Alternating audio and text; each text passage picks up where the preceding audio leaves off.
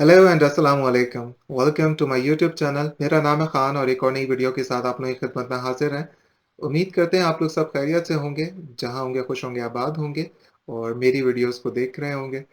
और आज जैसा कि आप लोगों ने वीडियो के कैप्शन से देख ही लिया होगा कि आज हम बात करने वाले हैं पुर्तगाल में जॉब्स के हवाले से कि कौन-कौन सी जॉब्स हैं जो कि पुर्तगाल में आप आके कर सकते हैं और ईज़िली अपने एक्सपेंसेस पूरे कर सकते हैं। तो करते हैं वीडियो का आगाज़। उससे पहले आप लोगों से एक रिक्वेस्ट है कि अगर वीडियो अच्छी लगे तो लाइक और शेयर ज़रूर कीजिएगा और अपने फ्रेंड्स और फैमिली के साथ शेयर करिएगा ताकि उन तक भी ये इन्फॉर्मेशन पहुँच सके। तो कौन-कौन सी जॉब्स हैं जो यहाँ पे आके आप लोग कर सकते हैं और क्या सैलरीज़ होती हैं यहाँ पे? देखें, यहाँ पे पुर्तगाल एक ज़रई कंट्री है, यानी कि एग्रीकल्चर कंट्री है। फ़िशिंग यहाँ पे होती है, उसके अलावा एग्रीकल्चर का काफ़ी काम है यहाँ पर। कुछ लोग जो इंडिया, पाकिस्तान, बांग्लादेश से आना चाहते हैं, वो ये सोचते हैं कि एग्रीकल्चर का काम हम करेंगे और कोई मसला नहीं, हमने अपने गाँव देहातों में बहुत काम किया है और यहाँ पे आके भी हम वही काम कर लेंगे। हॉनेस्टली स्पीकिंग अ, मेरे ख़्याल से आपकी कंट्री में थोड़ा-सा जो है आसान होगा, यहाँ पे थोड़ा मुश्किल है। उसकी एक तो वजह ये है कि जो ज़मींदार वहाँ पर होते हैं, जो किसान वहाँ पर हैं, तो लाज़मी-सी बात है आप वहाँ पे अपनी ज़मीनों पे काम करते हैं और वो आपका अपना बिज़नेस है। यहाँ पे जो है वो आप किसी के ताबे होके काम करते हैं, यानी कि किसी की कंपनी में काम कर रहे हो, वो आपसे काम करवा रहा है। तो वो it a bit little bit difficult to manage that kind of job। मेरा मकसद हरगिज़ ये नहीं है कि मैं आपको डीमोटिवेट करूँ। बहुत सारे एग्रीकल्चर में काम ऐसे हैं जो बहुत आसान भी हैं और इतने ज़्यादा हार्ड भी नहीं है। तो बहुत सारे लोग जो यहाँ पर मैं समझता हूँ पिछले 5 साल में जितने भी लोग यहाँ पर आए, उनमें से 70 50 टू 60% मिनिमम लोगों ने एग्रीकल्चर में काम किया है। तो एग्रीकल्चर में भी सैलरी इतनी ही होती है। अब आप रेस्टोरेंट की बात कर लें तो रेस्टोरेंट में भी आपकी सैलरी इतनी ही होगी। कुछ जगहों पे जो है वो आपको टिप्स भी एक्स्ट्रा मिल जाती हैं। लेकिन होता ही है रेस्टोरेंट पे यहाँ पे कि आपकी जो टिप है वो आप जाके काउंटर पे जमा करा देते हैं, फिर एंड ऑफ द डे या फिर एंड ऑफ द वीक वो इक्वली सब पूरे स्टाफ में इक्वली डिवाइड हो जाती है। तो वो अलग बात है। 750 यूरो उसमें भी सैलरी। अगर आप किसी वेयरहाउस में काम करते हैं, वेयरहाउस का मतलब ये है कि किसी जो है प्रोडक्शन साइट पे, यानी कि बेकरी की प्रोडक्शन या बेकरी आइटम्स की प्रोडक्शन हो रही है, आपको वहाँ पे भी जॉब मिल सकती है। रंग के काम पे। अच्छा, यहाँ पे जो डिमांडिंग जॉब है वो मेसन की है या फिर प्लम्बर हो गए, उसके अलावा कारपेंटर्स हैं, कलर का काम, अगर पेंट का काम कोई जानता है, ये सारे काम ऐसे हैं, इनको ओबरे का काम कहते हैं बेसिकली। ये सारे काम ऐसे हैं, इनकी सैलरीज़ जो है वो मिनिमम जो है वो तकरीबन 1000-1200 यूरो मिनिमम बन जाती हैं।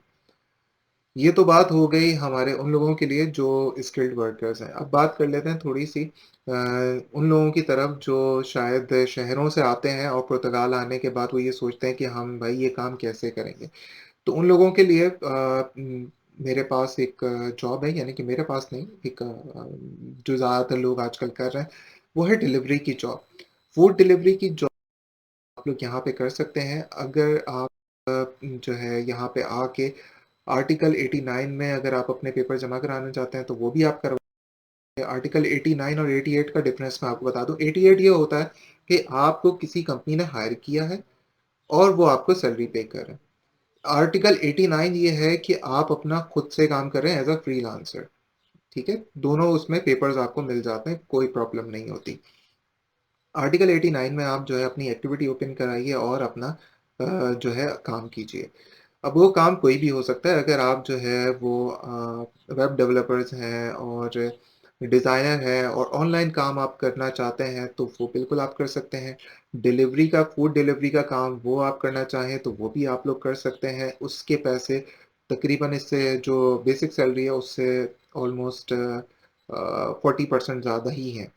वो आप साइकिल पे भी कर सकते हैं, हर चीज़ यहाँ पे रेंट पे आपको मिल जाती है, बाइक हो, गाड़ी हो, साइकिल हो, हर चीज़ रेंट पे मिल जाती है।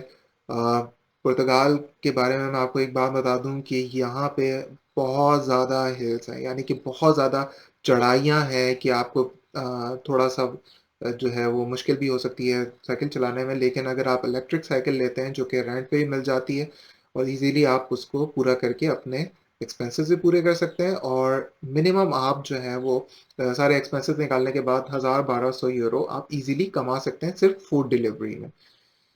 तो ये तो हो गई वो सारी जॉब्स जो कि हर कोई यहाँ पे नॉर्मली कर ही लेता है।